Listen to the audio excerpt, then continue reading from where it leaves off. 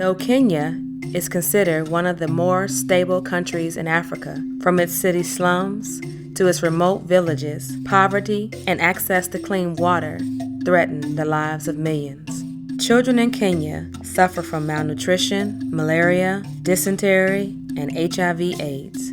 More than 10% of Kenya's children will die before the age of 5. Most children are unable to attend school, with only 1 in 10 completing 8th grade. Conditions like these place hundreds of thousands of children in desperate need of care, and unless someone steps in and answers the call to help, they will remain trapped in a cycle of poverty and sickness. Who is willing to make sacrifices so their needs are met? Who is willing to share hope and to help them experience the real love God has shown to us? My name is Sarah Bland. I'm retired out of the U.S. Navy after 23 years, and I'm a hospitality director for Chick-fil-A. My name is Cheryl Davis. I am a registered nurse. My name is Tierney Bentley Hunt. I'm a juvenile probation officer with the city of Suffolk. I'm married with 2 boys. The longest that I've ever traveled was to Canada. While I was in the military, I got involved with the chapels wherever I was stationed, and we would go out and do things in the community. When I was very young, my mother was a senior missionary at the church where I grew up, and I've just always loved serving people, working with people. When Pastor Mariner made the call for missions, indicating there would be an exploratory missions trip, and anyone interested was to contact him or the church office. I got excited, and I said, "Ooh, I want to do that." I went home and got online, checked out the internet, looked up different facts about Kenya. God just spoke to me and was like, "This is your opportunity." I was excited. I remember sitting on the pew, and my adrenaline was racing, my heart was pumping fast. So I wanted to reply back to Pastor immediately and just pray that if this was God's will, I would be selected. I remember receiving a call from Pastor Mariner indicating that I had been selected to take part in the missions trip, at which point I was just exhilarated. I remember calling my husband, calling my sister. To know that I was selected as one of the members going to Kenya was totally exciting, and also nerves set in because it's like, okay, you've been selected, now what? Because then I had to look at, this is going to be a reality. This is actually going to happen. Logistically, to make the travel to Nairobi, Kenya, I thought was a big undertaking. The groundwork was being laid by, someone that's skilled in this type of missionary work. Pastor Guns, the pastor that was over all of the missionaries, he had to put together, we were coming from Virginia, coming from Georgia, coming from Nebraska. We got to meet other individuals that had been to Kenya, and each time we met, I became more and more comfortable. Many of the individuals traveling on this journey had been there several times. They were very excited about going back again. Now we have to plan for the travel. We had to have visas, set up medical appointments, our shot records. There were lots of shots. Our passports. Compression socks, which I had no clue as to what that was. Our citizenship verified. Suntan lotion. Not using the water from the faucet, to rinse your mouth or rinse your toothbrush. So I ended up taking like 15 toothbrushes just so I could brush my teeth, throw it away, and keep it moving. Permission into the country. Medical supply clothing, or long broomstick skirts. There were a lot of things that took place to make sure that we were able to get into the country and also be able to get out of the country. The anxiety part was that, am I ready for this? Is this more than I can actually handle? Am I equipped for this? Just knowing that this is a trip that Pastor Guns and this group had taken several times, kind of took away some of the anxiety about traveling to Africa.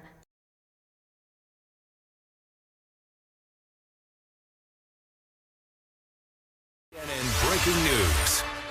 In Nairobi, Kenya, the search continues for gunmen who opened fire at a popular upscale shopping mall just about 7 hours ago at the Westgate now Mall. A tense standoff. ABC's Kirat Radia is on the ground. Good morning. This is about as close to the Westgate as Westgate Mall is ongoing at this hour. And here are the latest numbers. According to the Kenyan government, there are almost 60 dead, more than 100. Expected to speak shortly, which could give us some clarity. Yeah, a lot going on A few there. blocks up the road, and I entered the parking garage, and we had just parked and gotten out of the car, and we heard 3 shots fired. The gunmen made it clear they were there to kill non-Muslims. Witnesses say they had a message for everyone inside. We are here to rescue only the Muslims. If you are Muslim, stand up and go. The Westgate Mall is, but for those hostages still inside, it remains far from over. Cleanup operation of booby traps set by the terrorists. Among the dead, Australian architect Ross Langdon, seen here giving a lecture in 2012, and his girlfriend, Elif Yavuz, a Harvard graduate who worked for the Clinton Foundation, fighting the spread of malaria and AIDS in Africa. They were expecting their first child next month. I remember waking up one morning, preparing myself for work. I usually watch the Today Show, and I saw where there was an attack in Nairobi, Kenya, the same place that we were scheduled to fly in to complete our missions assignment. I was at a restaurant, and the television just kind of caught my attention, and I would glance at it every now and then. I really could not hear the volume, and I just thought to myself, you know, this can't be happening in Kenya. You're just being too anxious. I was at home, and I was watching the news. Needless to say, anxiety, fear, and I just remembered looking at my husband. He didn't say much, but I knew that he was worried, even though he didn't say anything. And then I also remember just praying and asking God if this trip was still for me, allow him to speak through me. I started thinking in my mind, this is, once my family hears about this, they're gonna totally say, do not go. Because by then they were like really, really wavering. And then I could feel myself wavering. They asked me, how can you do mission work in an area where it's not safe? I need to find a way to tell Pastor that I'm not going. Pastor was very concerned about our safety. He was waiting on a word from Pastor Guns, who was the facilitator. Pastor Guns always said when we would get together that our safety was the number one thing on his list. That was priority.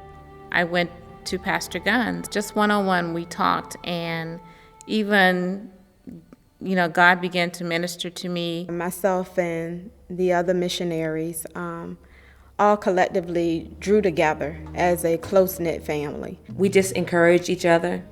We prayed, we cried, we laughed about it. I think we all came to a resolve after dealing with anxieties and fears or second guessing. This was a mission for us individually and a mission for us collectively. All together praying for a successful journey to meet the needs of the people in Kenya. Answering the call to missions is dangerous.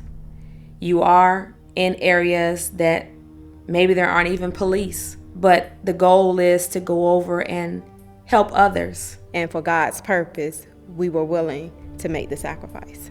Not just an impact on the people in Kenya, but there's going to be an impact on my life, the way I view life, the way I minister to individuals that I meet on a day-to-day basis, just a total overall. I was expecting a change within me. So at that point, I think that's when I made up in my mind that this is the work that God has called me to do. Even if it's not comfortable and even if it's not safe. I decided at that point that I wanted to be the missionary that God called me to be. The flight to Nairobi. Whew, let's start out with 16 hours. And once we arrived in Nairobi, Kenya, then we had to get off the plane in the dark with flashlights so we could collect all of our luggage. And we were actually right there on the airport cement. Get on a bus, drive to the other side of Nairobi, Kenya's airport, stand in the line for an hour, go through customs. When we arrived to the hotel, which is gated, we enter our rooms, put our luggage down. We were told before we left to travel that once we arrived in Kenya and got settled that we weren't going to sleep that night because we had to prepare for the next day. That includes the medical, the educational equipment, Sunday school, anything that was related to the missions. We had to do that the night that we arrived.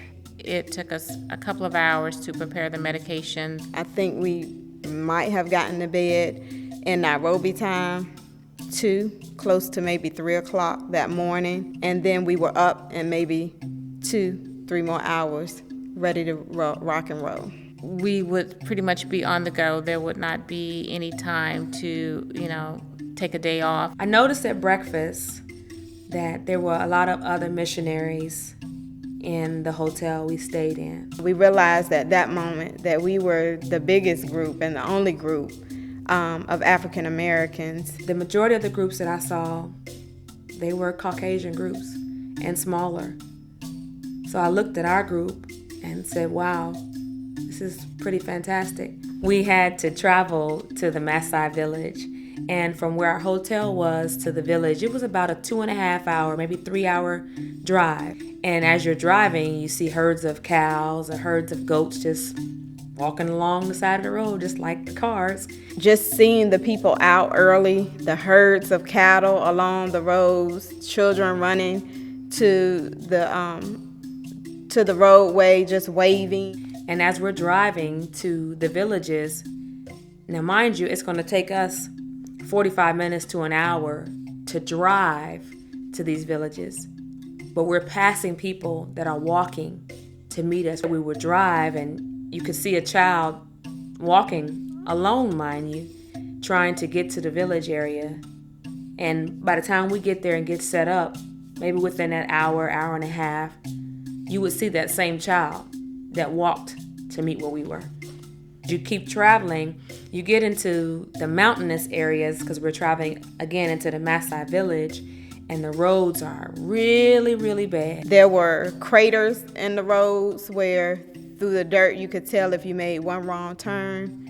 Our safari truck might tip over. There was so much dust that we literally had to stop traveling and allow the dust to clear before we could proceed to travel. So we have to wear these surgical masks so we can breathe. We won't breathe in all the dirt.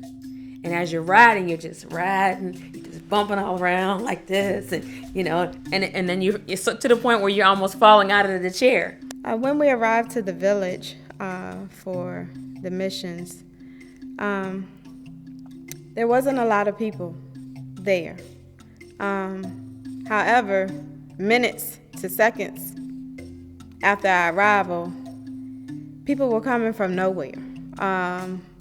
And before the end of the day was out, it was just like a mass group. We were told that once the word was out that there was a missionary group in town, that the villagers would come.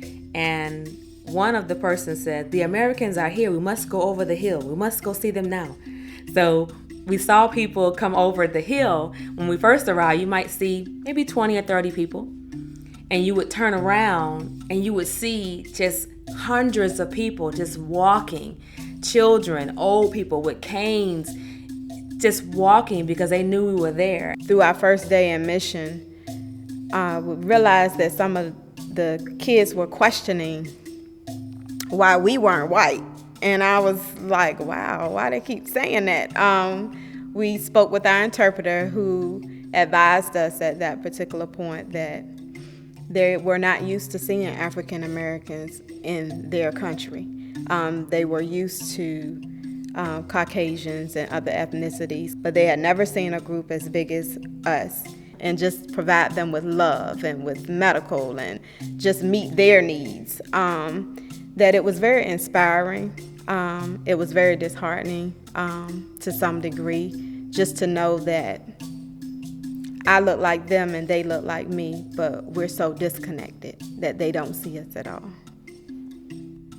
We shared with them that it took us a day and a half or 2 days to arrive our travels, and they thought that was really something. that we took 2 days to come all the way over there just to see them. Sometimes it doesn't take much, but your presence. And to the point where it even brought them to tears that someone would just take the time, the money even, to come over there and see them. And it made you feel like you were doing the work you were supposed to do. And that was one of the things that when we worked with the children, they were like, you came all this way, to see us. And we were like, yes, like, we love you. We came to show you that we will travel the distance so that you know that there are people all the way in America who travel to Africa to mission to you, to give to you, to love on you.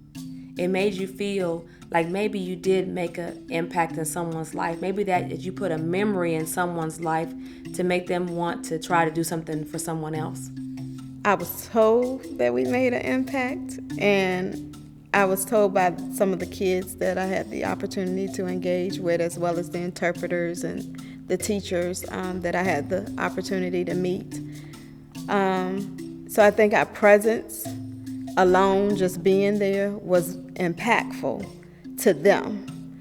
But to me, I think I received more from them than what I could have ever given. When we arrived, we witnessed how they have worship service. They immediately go into worship. They don't need a worship leader. They don't need any prompting. They walk in ready to worship. They're willing to stand in a doorway, even if it's crowded, to hear just what's going on and hear the word going forward.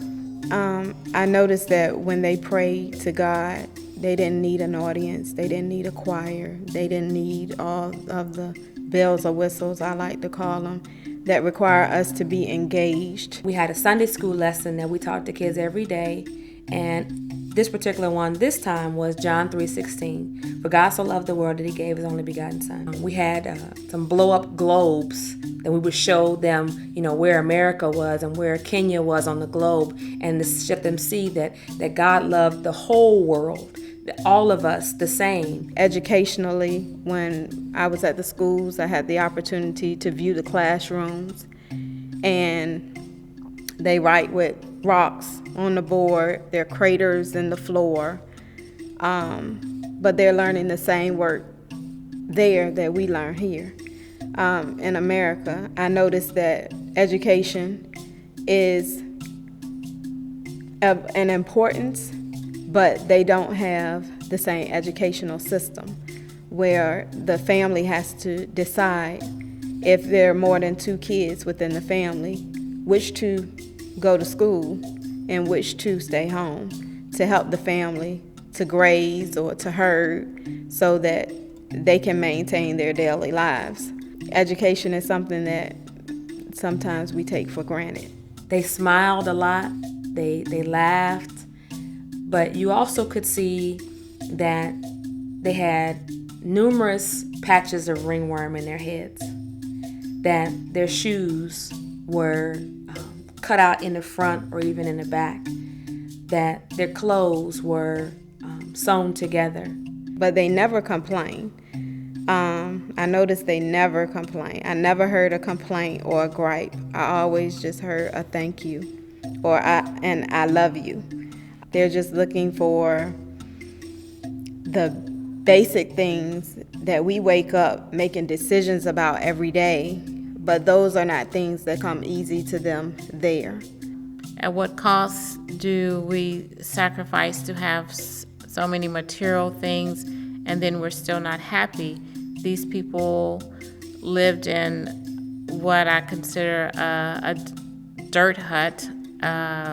They were infested with ringworms and parasites in their tummy, and they didn't complain.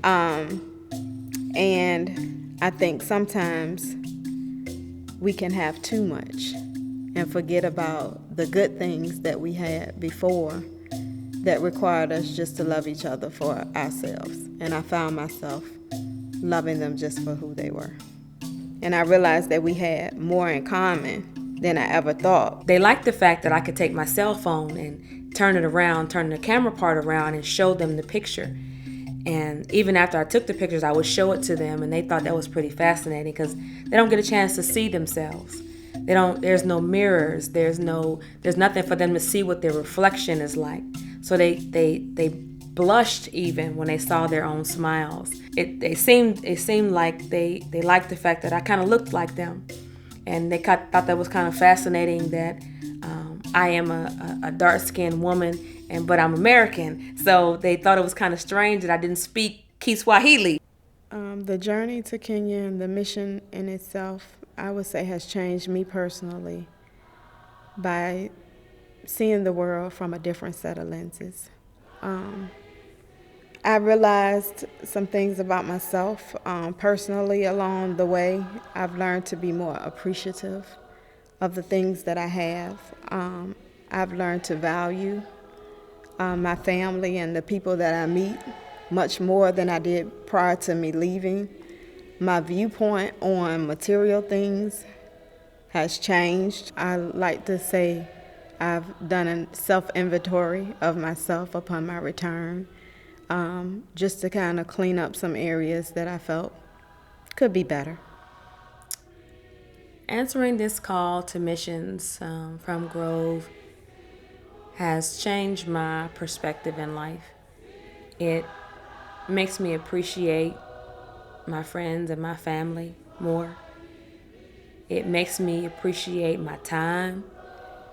It helped me see that some of the things that we have, it's nice to have nice things and go nice places, but life itself is just, I see it in a different way now. Since I've experienced this journey to Africa, I feel like there's a greater need in me to participate more in different types of missionary work here in the community where I live. For those who made this mission and this opportunity possible, I would say thank you. Just as simple as thank you for allowing me to be a part of the mission, hoping that what I share is impactful enough to make a difference, not only as it did in myself, but to others who are listening to the story. I would also say that I know that we serve a mighty, a merciful God who, as he does things here, can do things there. And if we just trust and believe and lend on our faith, that anything is possible.